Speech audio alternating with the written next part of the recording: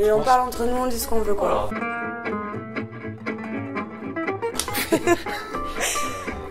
Édition 2018, celle qui s'est passée. Le bilan. Donc une très belle édition sous le signe du soleil et d'une la météo qui a été particulièrement clémente pour une année avec plein d'événements climatiques. Donc les bonnes ondes étaient avec nous. Avec un peu de pluie le samedi matin, mais c'est bien, ça a rafraîchi pour la journée. 3 gouttes au départ de la course, mais bon, c'était pareil, ça les a motivés un peu. Et bon, ça c'est le bilan climatique, mais il y a quand même un bilan chiffré aussi, qui est plutôt intéressant cette année, avec 450 participants pour la course invincible. On progresse petit à petit, le bouche à oreille doit bien fonctionner. Et 4500 personnes sur Festivino sur les 2 jours. Donc ce qui est très très bien pour cette nouvelle édition. Là aussi ça se fait connaître de plus en plus, donc c'est plutôt très bien pour l'appellation, pour les vignerons du Marmandais, que ce soit les vignerons de la cave ou les caves particulières. On a une très belle année et on va essayer de faire encore mieux en 2019.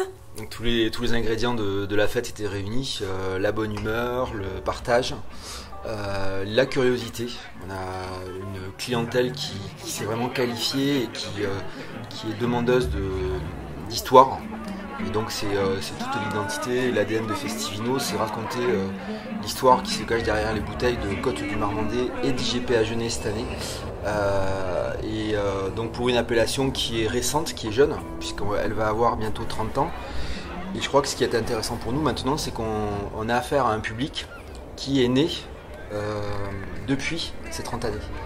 Alors qu'on travaillait encore sur un héritage et une catégorie d'âge qui connaissait les VDQS, etc. Aujourd'hui, on a des jeunes qui viennent vers nous et qui n'étaient pas nés lorsque l'appellation a été créée. Et donc ça, c'est très intéressant d'arriver à capter ce public. Voilà. Toute une image qui se retravaille, des vins qui continuent de se bonifier aussi, et des vignerons aussi d'ailleurs. Voilà. Et je crois que le challenge qui n'était pas acquis il y a 9 ans, c'était d'arriver à créer une identité collective de filière en partant d'une grande diversité. Donc une cave coopérative qui avait elle-même une histoire de fusion et donc des identités sur les 2 rives, des vignerons indépendants, des coopérateurs, des vignerons en bio et pas en bio. Et l'objectif de Festivino, même s'il n'était pas affiché, parce que c'est toujours compliqué de l'afficher cet objectif-là, c'était que les uns et les autres voient dans la différence du voisin ou du collègue une source de complémentarité. Et je crois que maintenant cette maturité-là est liée et c'est pour ça que Festivino continue. Parce que chacun sait qu'il doit compter sur l'autre.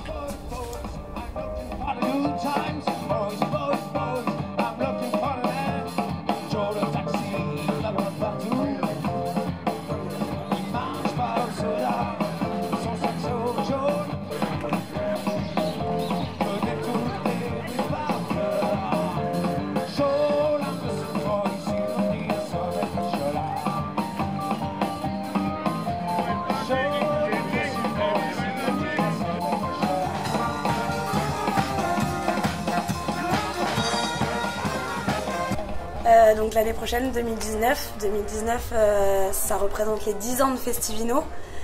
Donc 10 ans de Festivino, on va essayer de faire quelque chose de grandiose, à l'image de l'appellation, à l'image des vignerons, à l'image de la fête. Et voilà, on fera au mieux, donc on vous donne à tous rendez-vous en 2019 pour fêter ça tous ensemble.